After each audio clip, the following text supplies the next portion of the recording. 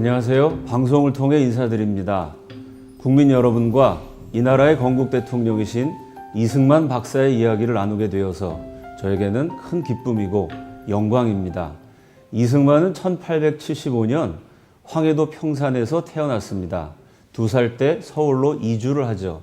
남산 마루턱에 우수현이란 곳이 있습니다. 비가 내리지 않을 때 하늘에 비를 내려달라고 기원하는 기우제를 지내는 장소입니다. 그 우수현 남쪽 자그마한 초막에서 20살까지 살게 됩니다. 이승만의 호, 우남이란 이름은 자신이 나고 자란 고향 우수현 남쪽이라는 의미입니다. 소년 이승만의 가장 대표적인 특징은 영특함입니다. 불과 6살 나이에 천자문을 모두 외웁니다. 동네에서 신동이 났다고 모두가 모여서 축하하는 잔치를 벌이죠. 6살 꼬마 이승만이 지은 시가 지금도 남아 있습니다. 바람이 불면 가지가 흔들리죠. 그 모양을 보면서 바람은 손이 없어도 가지를 흔들고 라고 노래했습니다. 밤이면 휘영청 달이 떠오릅니다. 그 달이 움직이다가 낮이 되면 사라지죠. 그 모습을 보고 달은 발이 없어도 하늘을 건너네 라고 읊었습니다. 바람은 손이 없어도 가지를 흔들고 달은 발이 없어도 하늘을 건너네. 6살 꼬마가 지은 시라고 하기에는 참 뛰어납니다. 17살 나이에 유교의 주요 경전인 사서삼경을 모두 뗍니다. 그리고 열심히 과거 시험을 준비했는데요. 1894년 19살에 그토록 공들여 준비했던 과거 시험 제도 자체가 사라집니다. 가보경장, 가보개혁의 일환으로 과거제가 폐지된 것입니다. 그거 하나 바라보고 준비하다가 시험이 없어지니까 청년 이승만이 허탈감에 빠지죠. 그때 절친하게 지냈던 친구 신흥우, 신긍우 형제가 찾아옵니다. 그리고 권유를 하죠. 이제 우리가 공자왈, 맹자왈 중국한테 배우던 시대는 지났네. 저 발달된 서양 문명을 배우기 위해서 배제학당에 가세. 배제학당은 그 당시 조선의 유일한 서양식 교육기관 감리교 선교사 아펜젤러가 세운 곳입니다. 하지만 이승만이 거부했어요. 그 배제학당은 기독교 학교인데 기독교는 서양 오랑캐들의 종교가 아닌가? 나는 우리 조상들의 종교, 아버지의 유교와 어머니의 불교를 떠날 수가 없네. 이러고 고집을 부립니다. 그래도 친구들이 집요하게 설득을 해요. 이 서양 문물을 배워야 되니까 일단 영어를 익히는 셈치고 배제학당에 가세. 결국 친구의 강권을 못 이겨서 19살의 이승만이 배제학당에 입학을 하게 됩니다. 이 자그마한 사건이 그의 인생을 바꾸어 놓죠. 대한민국의 운명을 바꾸는 엄청나게 커다란 사건이 됩니다. 왜냐하면 배제학당에서 청년 이승만은 서양 문물에 눈을 뜨고 미국을 만나고 훗날 기독교를 접하게 됩니다. 우리나라 국사편찬위원장 지내신 유영익 박사님은 이렇게 평가했습니다. 배제학당은 일개 한학자와 관료로 인생을 끝마칠 뻔했던 유생 이승만을 서구지향적인 근대적 혁명가, 개혁가로 변화시키는 영광로가 되었다. 이 엄청난 변화가 본인의 의사에 의해서가 아니고요. 친구들의 강권에 의해서 이루어집니다. 친구 따라 강남 간다라는 말이 아주 긍정적으로 적용된 사례입니다. 시인이셨던 미당 서정주 선생은 이 장면을 이렇게 평가했습니다. 참으로 무서운 것은, 아니 참으로 위대한 것은 우정이었다. 그 친구들과의 우정 때문에 배제학당에 들어가게 됩니다. 6개월 만에 영어를 마스터합니다. 이게 굉장한 사건입니다. 그 당시에 영어 학원, 영어 테이프는커녕 영어 사전도 없던 시절입니다. 손짓 발짓으로 영어를 배워요. 책을 가지고 와서 이승만이 선교사에게 말합니다. 책! 그럼 선교사가 그걸 보면서 북! 이렇게 대답을 하죠. 조선에서 북은 두들기는 건데 미국 사람들은 이 책을 북이라 그러는구나.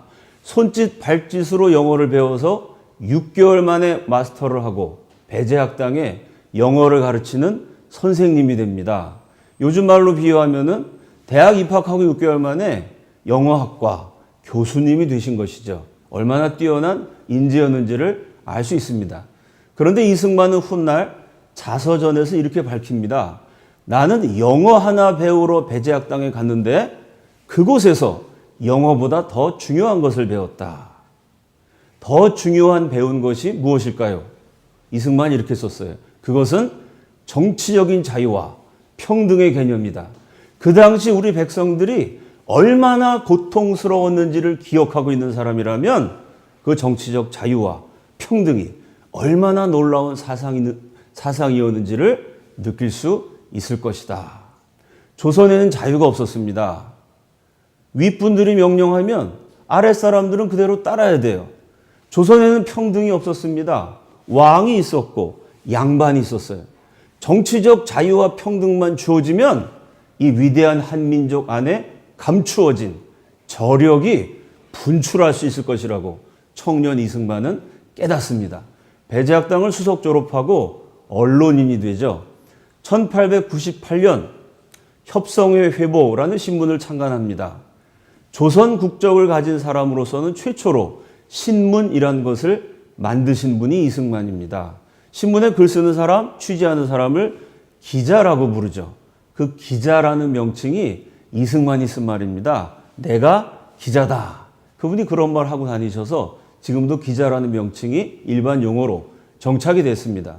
이 협성회 회보에 실린 이승만의 명논설이 수많은 조선인들의 심금을 울립니다.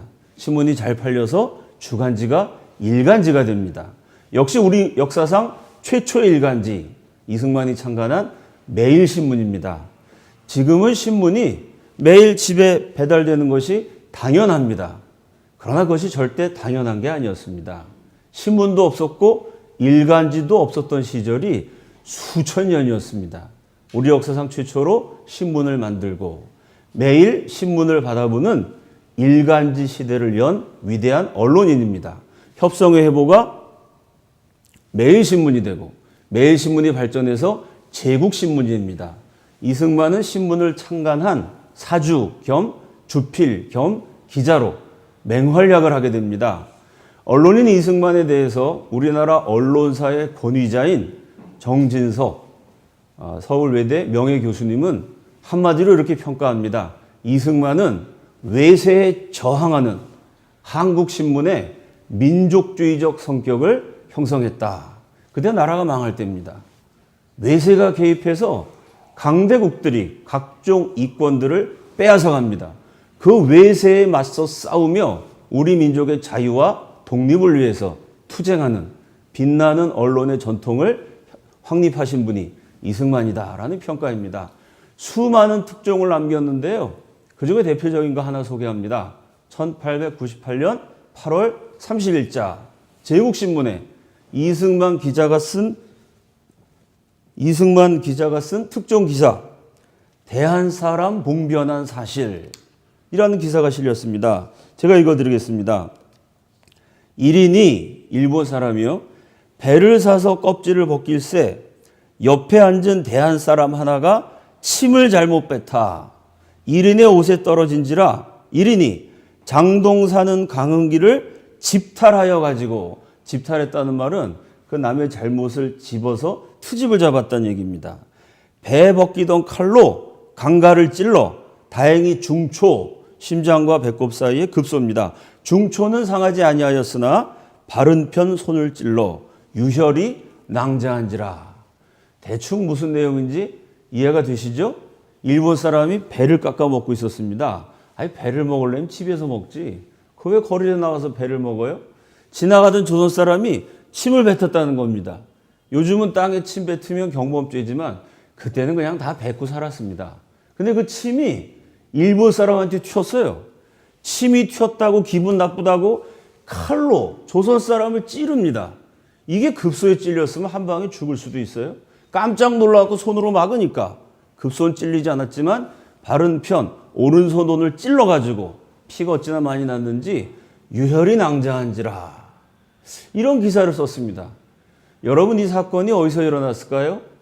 벌건 대낮에 일본 사람이 조선 사람한테 마구 칼질 해대는 거 보니까 뭐 일본 수도 동경이나 일본 땅 어디에서 일어난 사건인 것처럼 느껴집니다.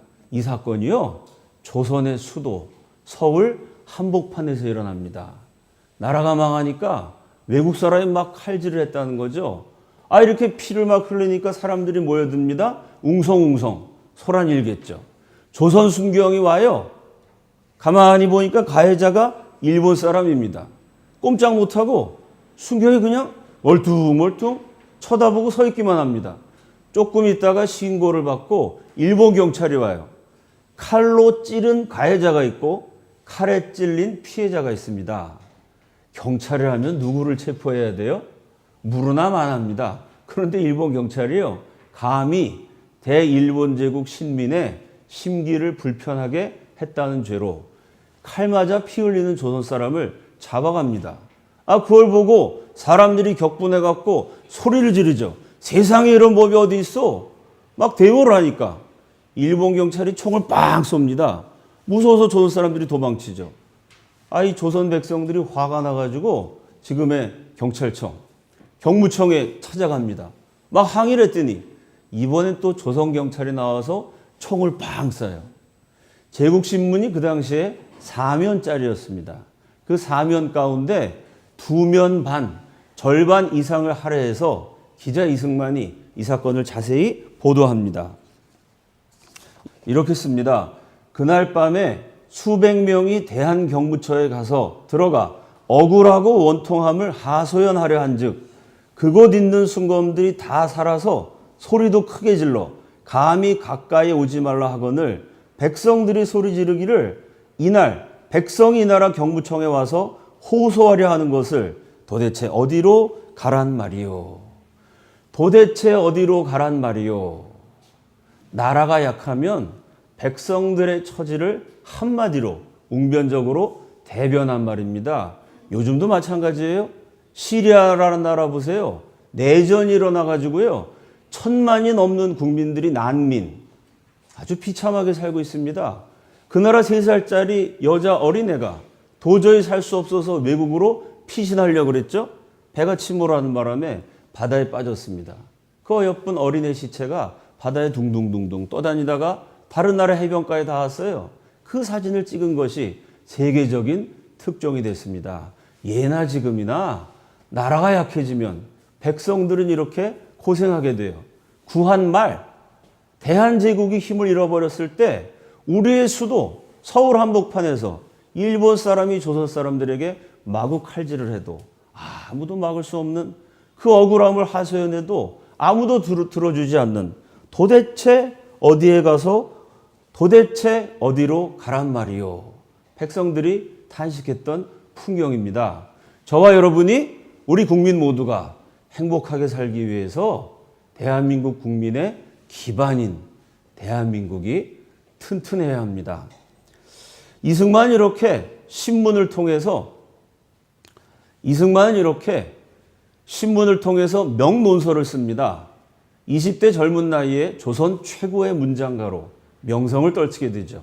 이 구한 말에 나라를 구하기 위해서 맹활약한 단체 독립협회가 있습니다. 독립협회에서 만민공동회라는 대중집회를 개최하죠. 그 당시로서는 파격적인 만여 명의 군중이 모입니다. 조선시대 10,000명이 모였다는 것은 지금으로 환산하면요, 100만 명이 훨씬 넘는 어마어마한 숫자입니다. 그 수많은 군중들의 물결 앞에서 사자후를 토하면서 애국과 자유와 독립을 외쳤던 청년 연설가가 또 이승만입니다. 이때는 친러파, 러시아와 결탁한 정부가 다스리고 있었어요. 그 친러파 정부를 뒤에서 러시아가 조종하면서 우리나라 영토를 빼앗기도 하고 이권을 침탈하기도 했습니다.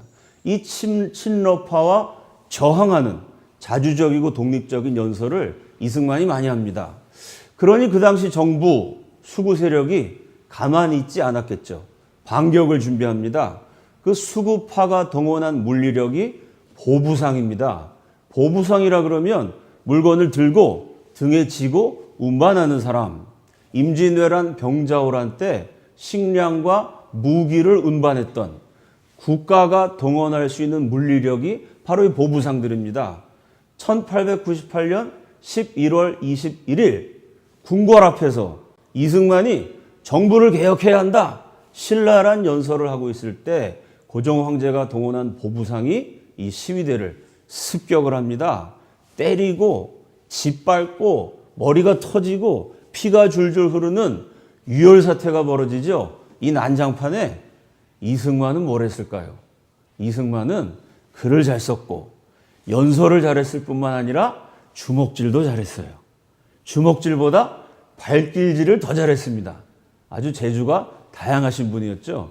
그 몰려들은 보부상 틈에 끼어서 주먹 다짐을 벌이고 발로 차서 쓰러지고 한바탕 맹활약을 합니다.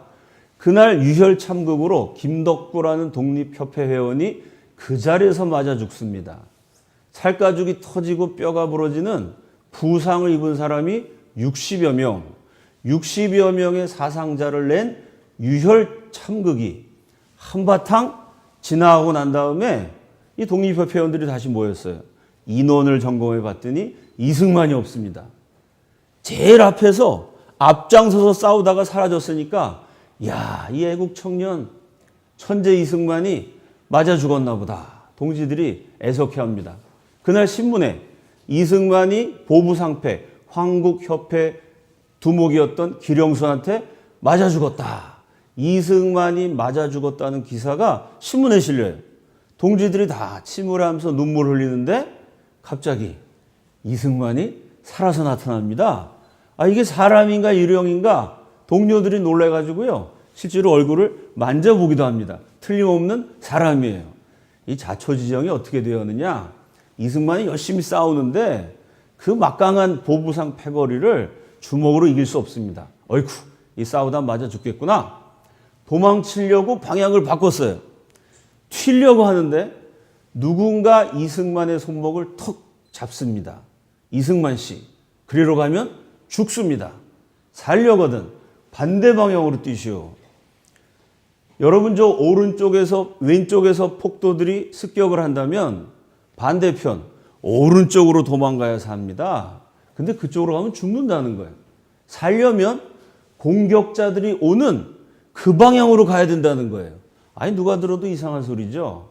아니, 웬 이상한 사람이 희한한 소리 하네. 이승만이 뒤를 돌아봤는데 신기한 일이 있었어요. 분명히 목소리가 들렸습니다. 누군가 손목을 잡았던 감촉을 느꼈어요. 감촉도 느껴지고 목소리도 들렸는데 막상 사람이 없습니다. 형체가 보이질 않아요. 그런데 왠지 그 말을 들어야 될 것 같아요. 무언가에 홀린 사람처럼 이승만이 방향을 바꿉니다. 보부상들이 진격해오는 쪽으로 뚜벅뚜벅 걸어가죠. 그런데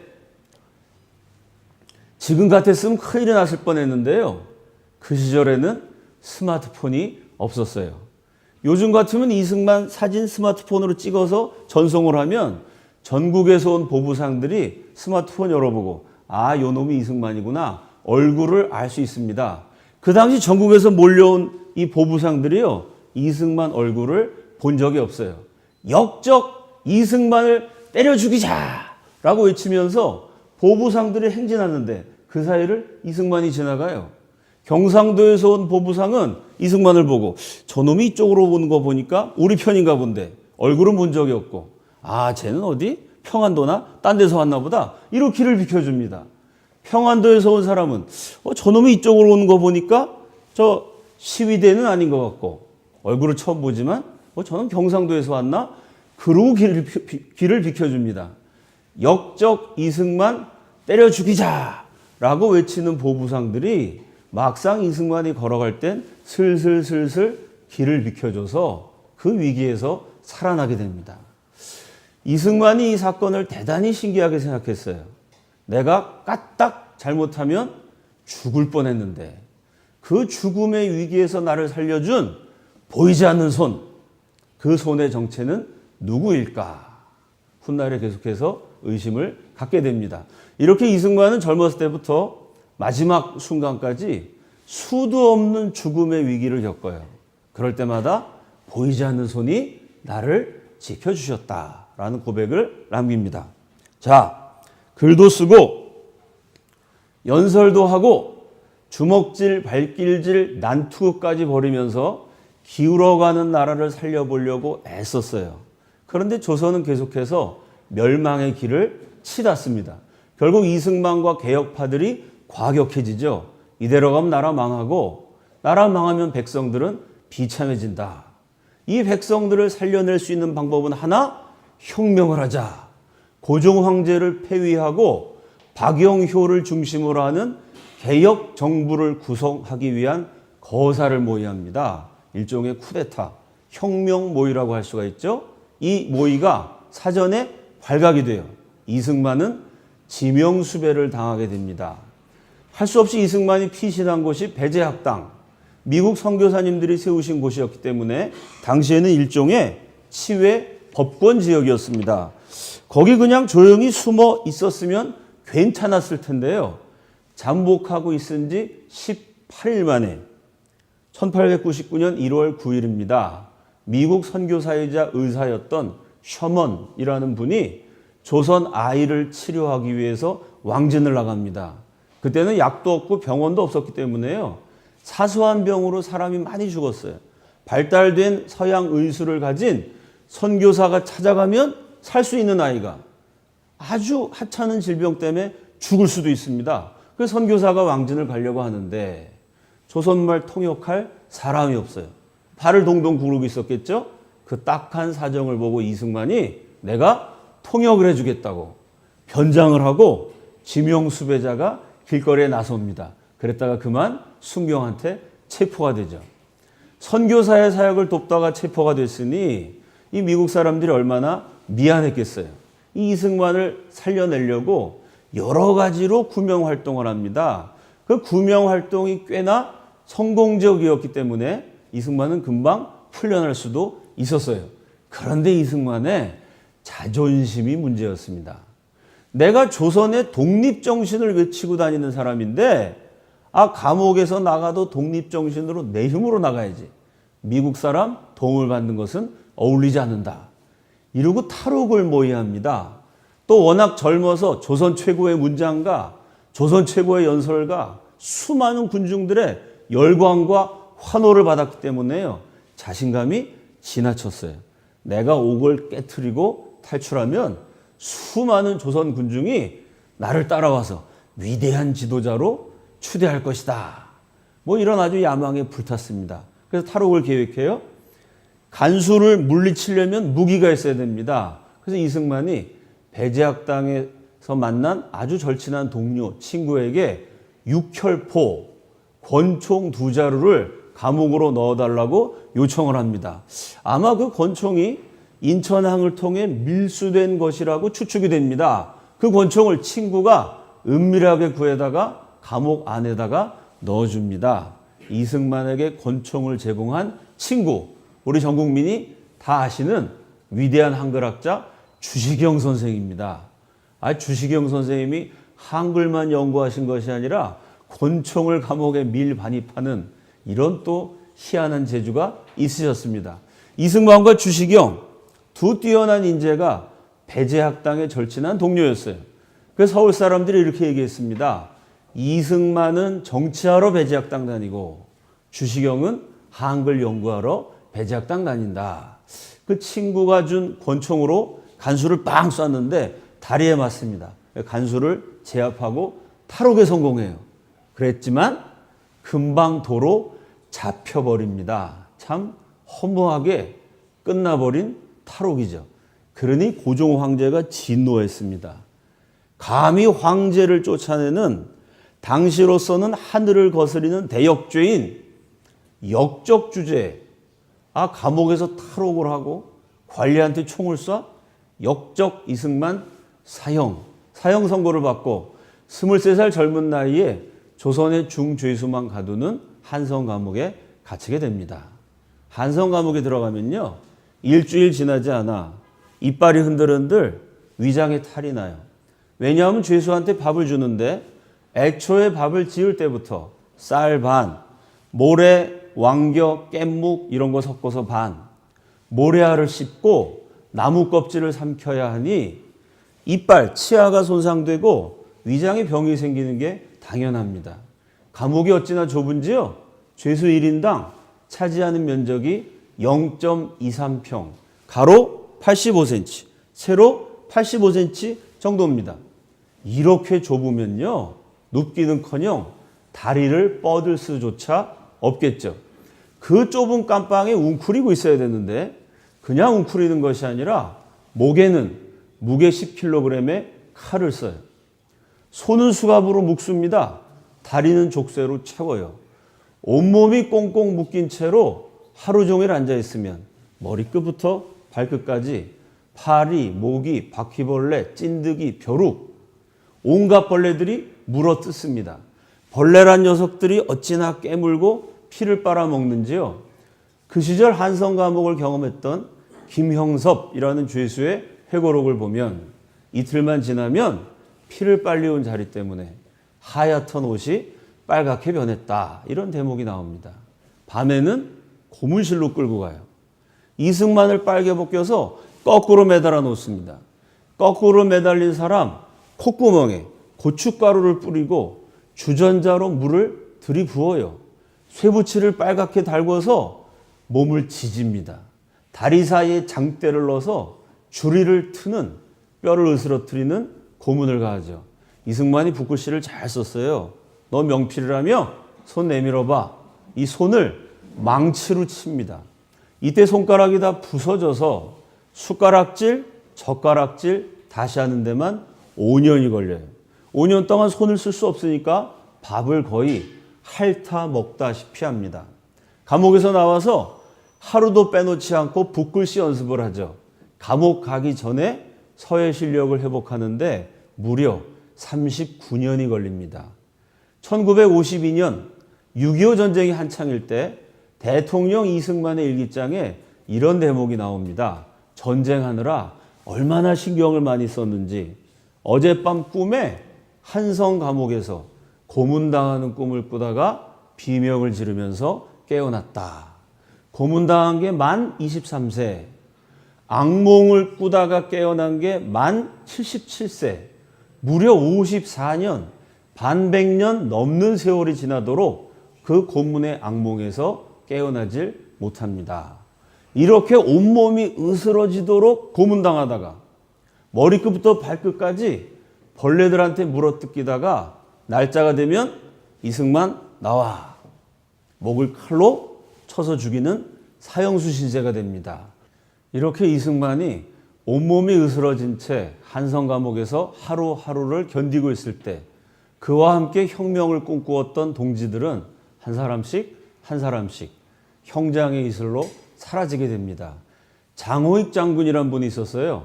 우리 조선 사람으로는 최초로 일본 육군 사관학교를 졸업한 인재이고 애국자입니다. 이분도 멸망하는 나라를 구해보려고 애쓰다가 정치범이 돼서 그만 사형당하게 됩니다.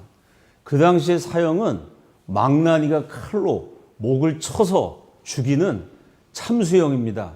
여러분 사극에 보면요, 망나니가 막 덩실덩실 춤을 추다가 입에다가 술을 머금습니다. 칼에다가 푹 뱉죠. 그 다음 장면 어떻게 되죠? 칼이 번쩍 한 다음에 화면에 피가 확 뿌려지고 사람 머리통이 축구공처럼 떼굴떼굴 굴러갑니다. 그건 어디까지나 사극이에요. 그 당시 조선에 그렇게 잘 드는 칼이 없었습니다. 사람 목이 두꺼워서 단칼에 잘 잘라지지 않았다고 합니다. 장호익 장군의 목을 치는데요, 한번 탁 치니까 피가 뿜어져 나와요. 목이 다 잘라지지 않았고 목숨은 붙어 있습니다. 그 고통 속에 장호익 장군이 비명을 질러요. 으아! 이 아니고 대한제국 만세! 칼 맞으면서도 나라를 걱정하는 거죠. 한번 칼로 치고 그 칼 맞은 자리를 이렇게 벌린 다음에 고지점을 노려갖고 망나니가 또 칩니다. 2번 맞았으니까 칼이 좀 꽤 많이 들어갔겠죠? 목소리가 가늘어졌어요. 그러나 있는 힘을 다해 이 애국자가 또 외칩니다. 대한제국 만세! 대한제국 만세를 3번 외치고 한 애국자가 뛰어난 인재가 목이 잘려갖고 비참한 죽음을 당해요. 감옥에 앉아있던 이승만이 그 소름 끼치는 비명소리를 듣습니다. 전율을 하면서 고뇌를 하죠.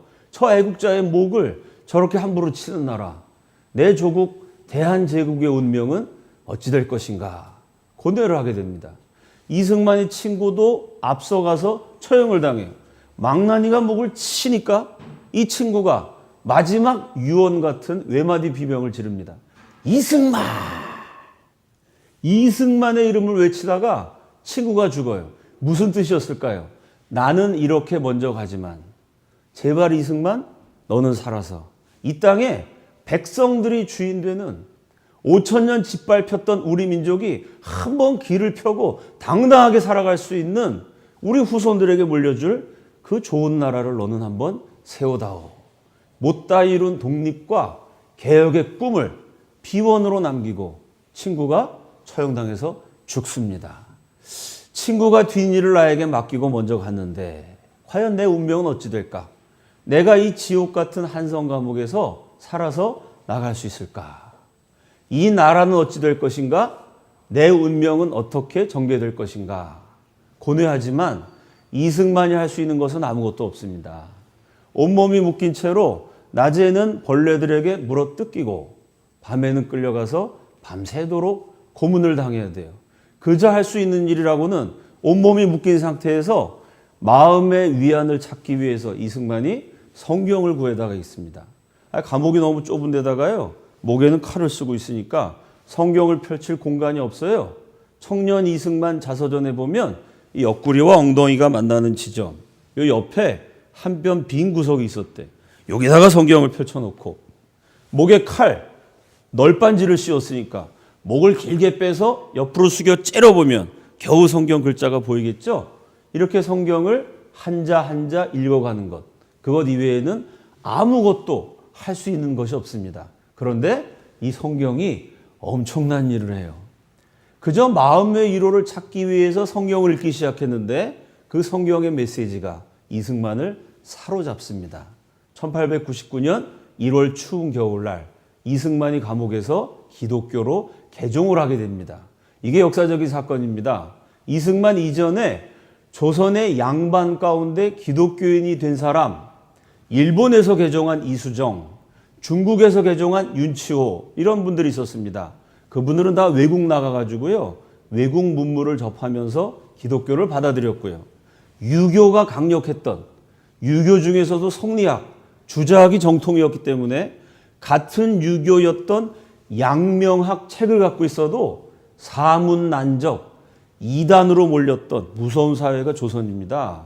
이 주자학이 맹위를 떨쳤던 조선반도 안에 주자학이 맹위를 떨쳤던 조선 안에 양반 가운데 최초로 개신교인이 된 사람이 이승만입니다.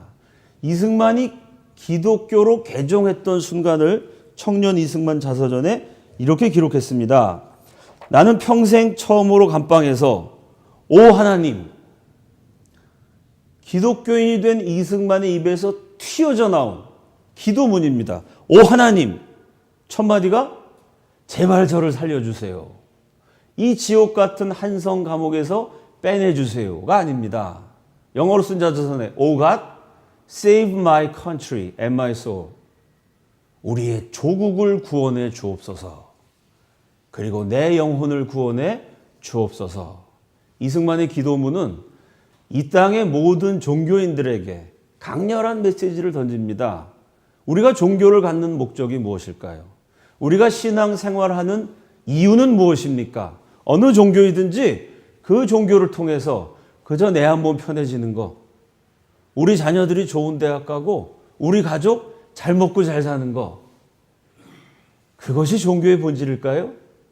이승만은 다른 이야기를 들려줍니다. 그가 처음 기독교인이 되었을 때의 기도, Save my country, 우리의 조국을 구원해 주옵소서. 참된 종교가 가야 하는 길이 무엇인지를 이 땅의 후손들에게 이 나라의 건국 대통령은 웅변적으로 들려줍니다. 이렇게 이승만이 감옥에서 기독교인이 되고 얼마 지나지 않아서 기적이 일어납니다. 그 이승만의 생명을 살리기 위해서 감옥 밖에 있는 분들이 맹렬하게 구명 활동을 펼쳐요. 고종 황제의 생명이 가장 위태로웠던 순간이 아관 파천입니다. 저 일본인들이 명성황후를 시해하죠. 조선의 국모를 시해한 그 자들이 황제도 얼마든지 죽일 수 있을지 모릅니다. 그래서 이 나라의 황제가요, 조선 팔도에 숨을 데가 없어서 아관, 러시아 공사관에 들어가서 숨습니다. 약한 나라가 얼마나 수치스러워야 하는지를 보여주는 우리 역사의 비극적인 한 대목이죠. 그 아관 파천 당시에 고종 황제의 생명을 보호해준 은인들이 바로 미국 선교사였어요. 왜냐하면 일본 사람들이 조선 사람은 뭐 황후고 황제고 죽일 수 있지만 감히 미국 사람 못 건드립니다. 미국 선교사 죽였다간 강대국 미국이 가만히 있지 않겠죠? 그 점을 활용해서 고종 황제가 주무실 때 선교사님들이 조를 짜서 불침번을 서요. 고종 황제에게 올리는 수라상, 음식에 독이 들었는지 안 들었는지 선교사들이 먼저 맛을 보고 그 다음에 황제에게 음식을 올립니다. 이 생명의 은인들이 몰려가가지고 이승만 석방해 주십시오. 간청을 합니다. 또 조정의 여러 애국자들이 그 이승만이 조선 최고의 천재고 뛰어난 인물이니까 나라의 장래를 위해서 살려주십시오. 간청을 해요.